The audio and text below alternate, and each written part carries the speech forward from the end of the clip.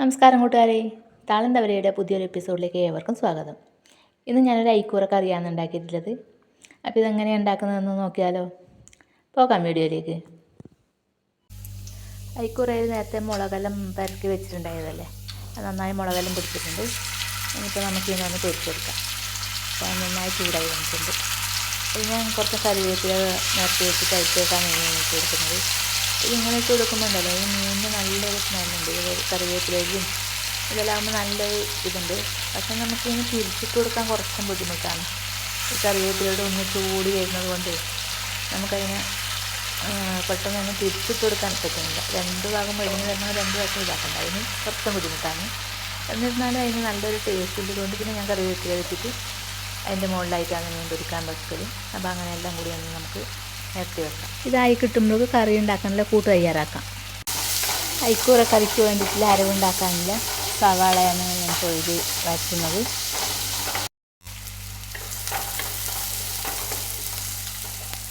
ഇതിലേക്ക് നമ്മൾ ചെറിയ ഉള്ളിയും ഒരു സവാളയും 2 പച്ചമുളകും വെളുത്തുള്ളിയും 2 കഷ്ണം ഇഞ്ചിയും കൂടി ഇട്ടിട്ടുണ്ട്. വീഡിയോ ഓണാക്കി എന്ന് പറഞ്ഞിട്ട് ഇതെല്ലാം ഇട്ടതാണ്. ഇട്ട് കഴിഞ്ഞ് നോക്കുമ്പോൾ വീഡിയോ ഓഫിലുള്ളത്. അപ്പോൾ അതുകൊണ്ടാണ് അതിൻ്റെ വീഡിയോ കിട്ടാനത്. നമുക്ക് ഇത്ര സാധനം ഇട്ടിട്ട് ഒന്ന് വഴറ്റിയെടുക്കാം. നമുക്കിത് അരച്ചെടുക്കാനുള്ളതാണ്.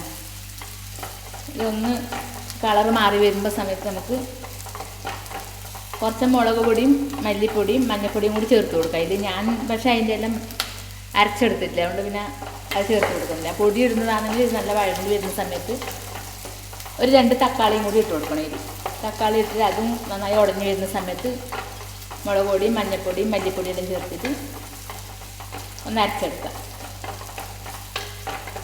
നമ്മുടെ മീൻ പൊരിക്കാൻ വെച്ചത് ആയിക്കൊണ്ടിരിക്കുന്നുണ്ട്.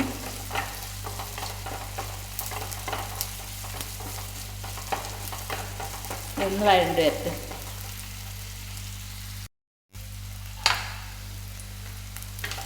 ഇത് കുറച്ച് വഴണ്ട് വന്നിട്ട് നമുക്ക് ഇതിലേക്ക് ഒരു 2 തക്കാളി കൂടി ഇട്ട് കൊടുക്കാം.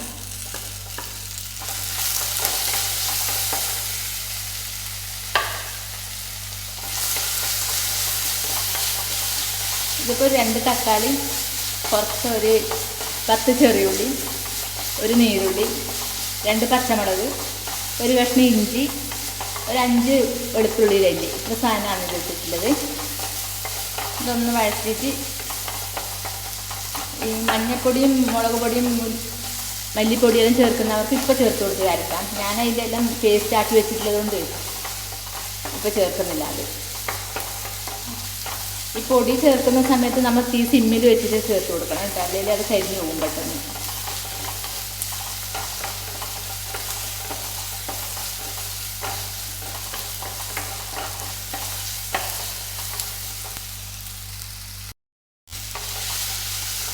കറിവേപ്പിലയും കൂടി ഇട്ട് കൊടുക്കാം. നമുക്കിപ്പോൾ ഇത് വഴണ്ട് വന്നിട്ടുണ്ട്. നമുക്ക് ഈ അരച്ച ഇതിനും കൂടി ചേർത്ത് കൊടുക്കാം. ഇത് പച്ചച്ചായ ഒന്ന് ഇത് ഞാൻ വറുത്തിട്ട് അരച്ചതാണ്. പച്ചച്ചാവ ഉണ്ടാവില്ല, എന്നാലും ഒന്ന് ഇത് ചേർത്തിട്ട് എല്ലാം കൂടി ഒന്ന് ചരക്കുമ്പോൾ അതിനൊരു ഇതുണ്ടാവുമല്ലോ.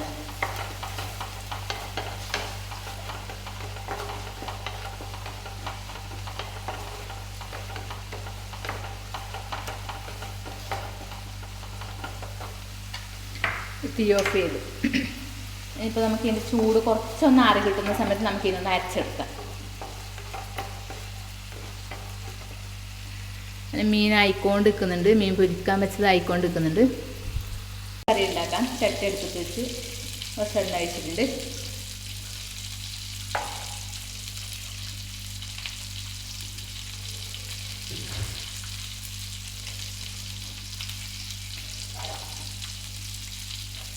ഉപ്പ് ചൂടായതുകൊണ്ട് വേഗം ഉണ്ടാക്കാനില്ല. നമുക്ക് വെളുത്തുള്ളി ഇട്ട് കൊടുക്കാം. വെളുത്തുള്ളി, ഇഞ്ചിയും വെളുത്തുള്ളിയെല്ലാം നേരത്തെ അരച്ച് ചേർത്തിട്ടുണ്ടായിരുന്നു. അത് ഇപ്പോൾ ഇഞ്ചി ഇപ്പോൾ ഇടുന്നില്ല. പിന്നെ ചെറിയ ഉള്ളി ഇട്ട് കൊടുക്കാം.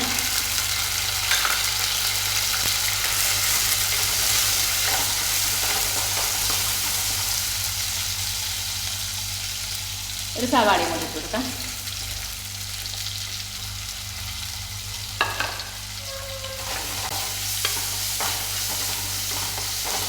പിന്നെ മീനെ ഒന്ന് തിരിച്ചിട്ട് കൊടുക്കാം. 2 വശം മതിയണ്ടേ.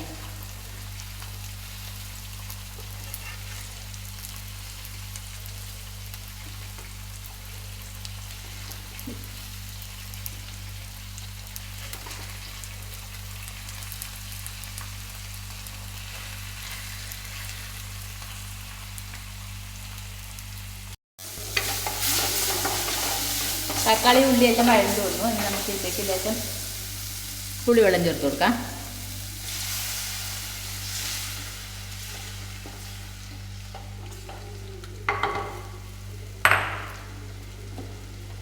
നേരത്തെ അരച്ചത് അരവ് കൂടി ചേർത്ത് കൊടുക്കാം.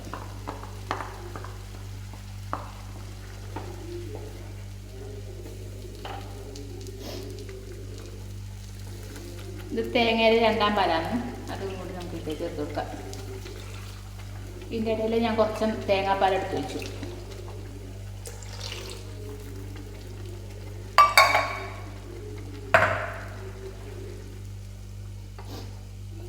നമുക്കിതിൻ്റെ 1-ാം പാൽ ഇതെല്ലാം ഇട്ടതിന് ശേഷം ലാസ്റ്റ് ഒഴിച്ചാൽ മതി. 1-ാം പാൽ 2-ാം പാൽ കുറച്ച് നേരത്തെ ഒഴിച്ചൊന്ന് തിളപ്പിക്കാം.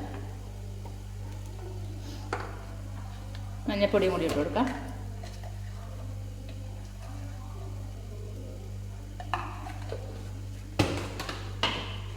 ഇനി ഇത് നന്നായി തിളച്ച് വരട്ടെ. തിളച്ച് വരുന്ന സമയത്ത് നമുക്ക് മീനും കൂടി ചേർത്ത് കൊടുക്കാം ഇതിലേക്ക്.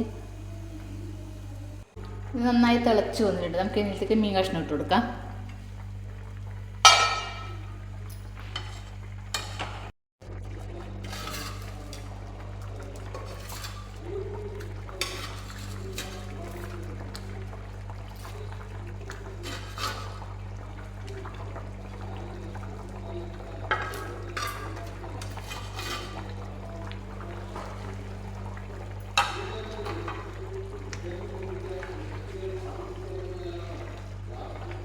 മീൻ ഓൾറെഡി കുക്കായതുകൊണ്ട് അങ്ങനെ വീണ്ടും വേവണമെന്നില്ല.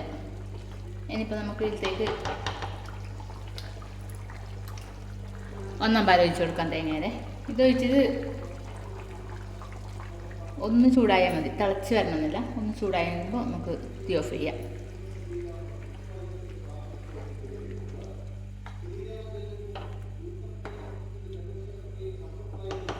ഒന്ന് ചൂടായി വരട്ടെ.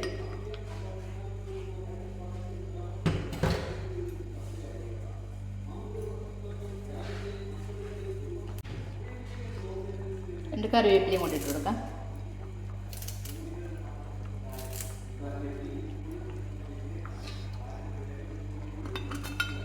കുറച്ച് ഉലുവപ്പൊടിയും കൂടി ഇട്ട് കൊടുക്കാം.